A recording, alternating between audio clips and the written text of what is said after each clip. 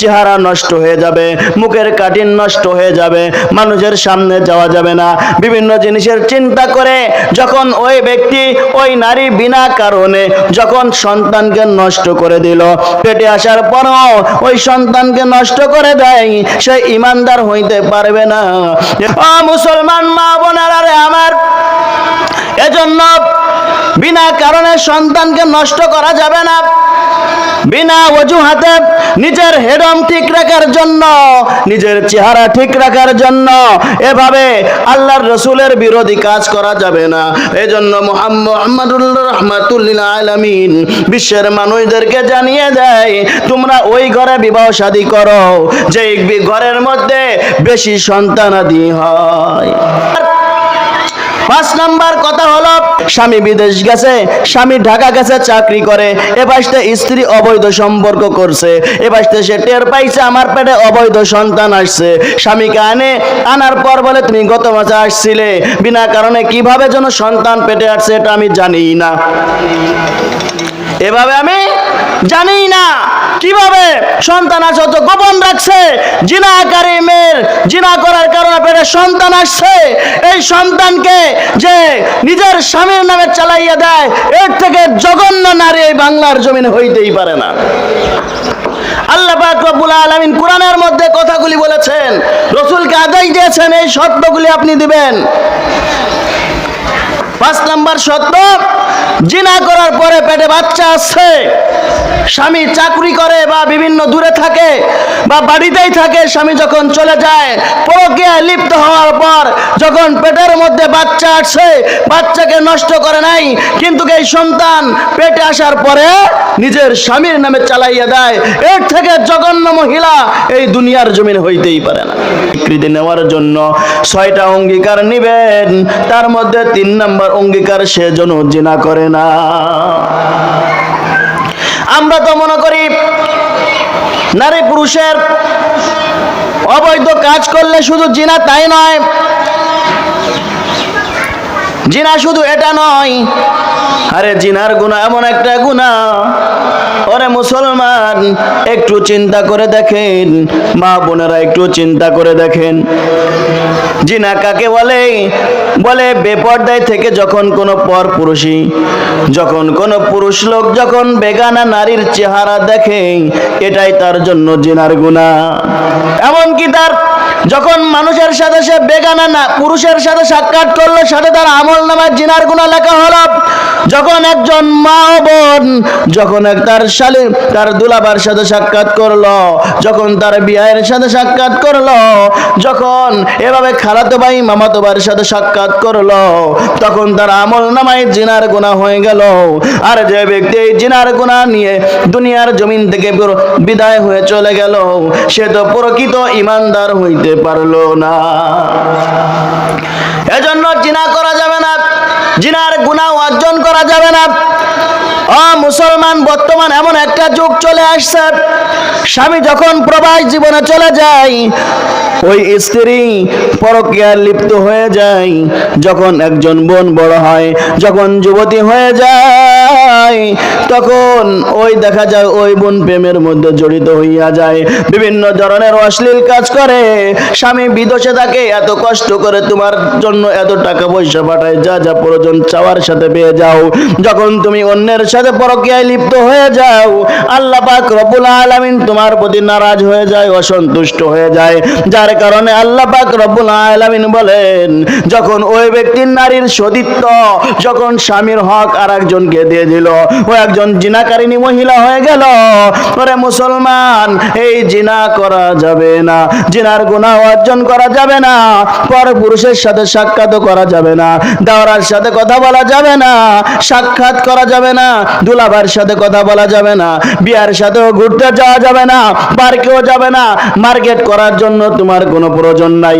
স্বামী যখন তোমার ঘরে যখন চলে আসে, স্বামী তোমার মার্কেট করার জন্য ব্যস্ত থাকবে, কিন্তু দেখা যায় বড় ভাই যদি বাড়ির মধ্যে, বোন বড় হয়েছে, ভাই থাকলে ভাই তাকে কেনাকাটা করে দেবে, অন্য দেখা যায় বাবা তাকে কেনাকাটা করে দেবে।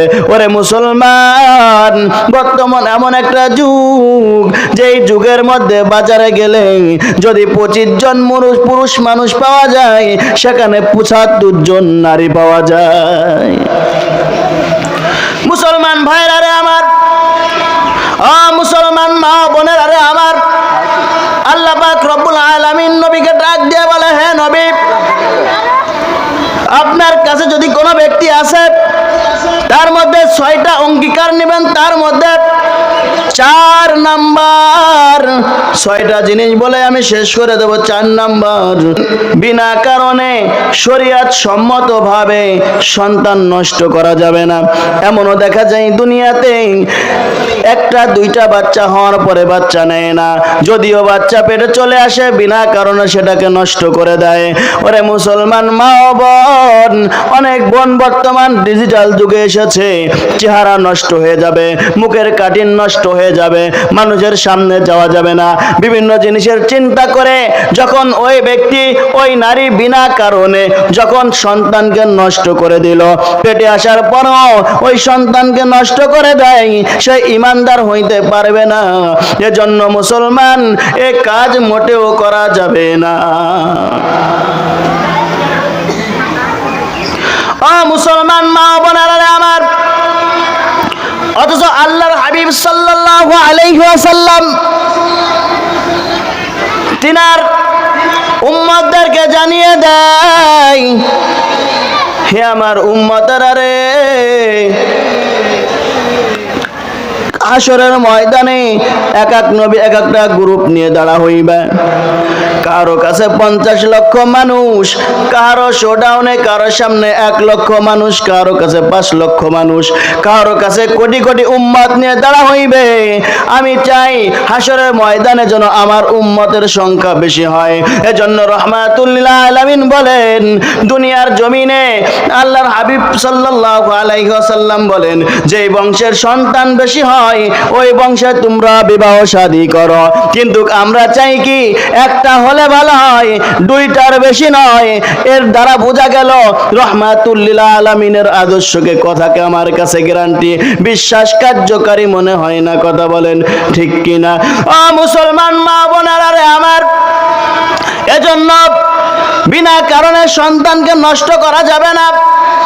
বিনা অজুহাতে নিজের হেডম ঠিক রাখার জন্য, নিজের চেহারা ঠিক রাখার জন্য এভাবে আল্লাহর রাসূলের বিরোধী কাজ করা যাবে না। এজন্য মুহাম্মদুর রাহমাতুল লিল আলামিন বিশ্বের মানুষদেরকে জানিয়ে দেয়, তোমরা ওই ঘরে বিবাহ শাদী করো যে ঘরের মধ্যে বেশি সন্তানাদি হয়। মুসলমান মা বোনেরা আমার, 5 নাম্বার কথা হলো, নিজের স্বামীর সন্তান ছাড়া অবৈধ সম্পর্ক করে বিবাহের পরে জিনা করে পেটে সন্তান আসে, কিন্তু সেটা সে চালায় দেয় নিজের স্বামীর নামে। স্বামী বিদেশ গেছে, স্বামী ঢাকা গেছে চাকরি করে, এবারে স্ত্রী অবৈধ সম্পর্ক করছে, এবারে সে টের পাইছে আমার পেটে অবৈধ সন্তান আসছে। স্বামীকে আনার পর বলে, তুমি গত মাসে আসছিলে, বিনা কারণে কিভাবে যেন সন্তান পেটে আসছে এটা আমি জানি না। এভাবে আমি জানি না কিভাবে সন্তান আসছে, তো গোপন রাখছে।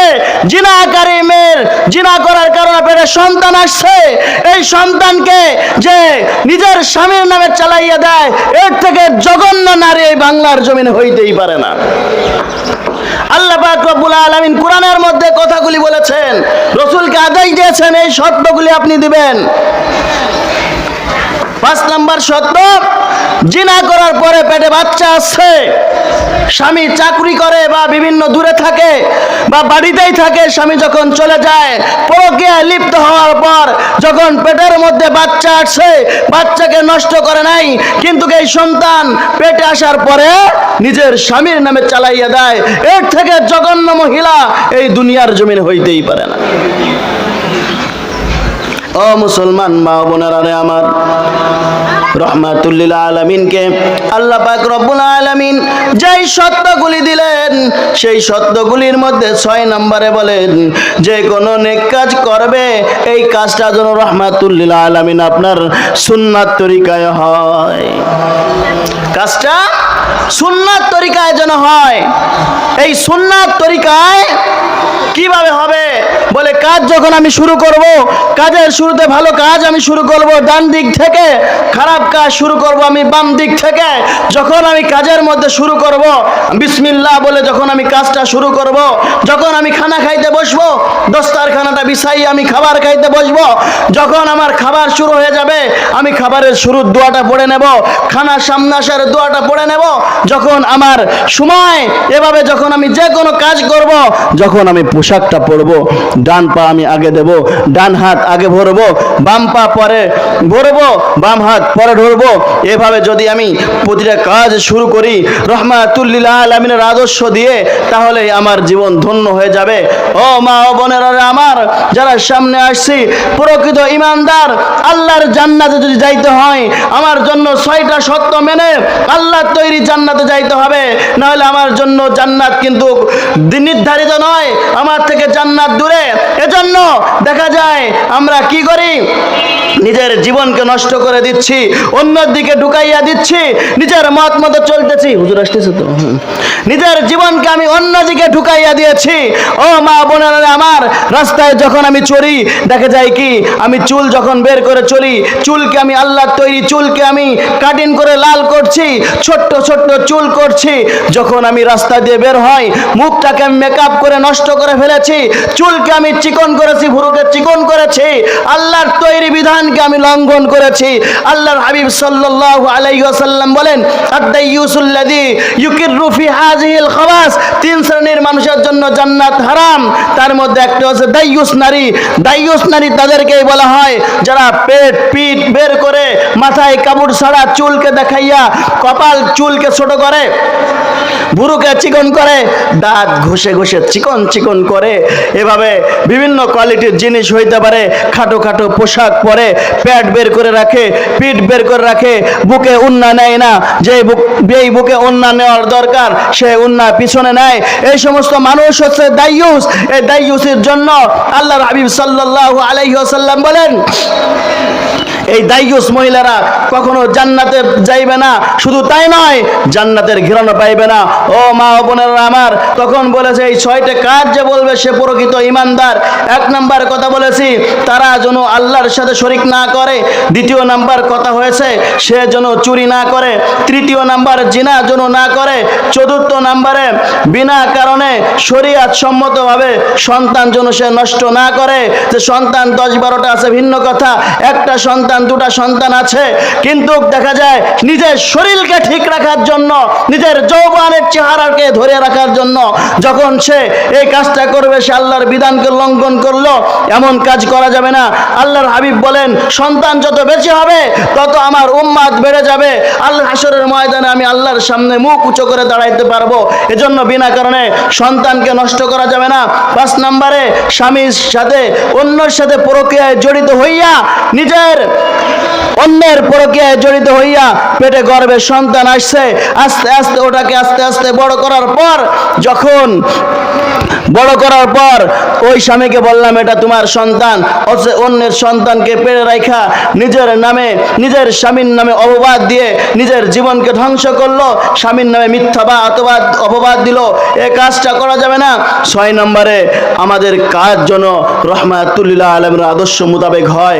এজন্য আমরা সর্বোপরি কথা হলো আমরা যখন বাড়ি থেকে বের হব আমাদের খেয়াল রাখতে হবে আমাদের পর্দা ঠিক আছে কিনা, কার সাথে কথা বললাম, কার সাথে সাক্ষাৎ করলাম, কার সাথে চলাফেরা করলাম, এই কাজটা যেন আমার না হয়।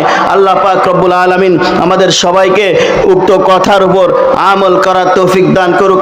আমিন। ওয়া আখিরু দাওয়ানা আলহামদুলিল্লাহি রাব্বিল আলামিন।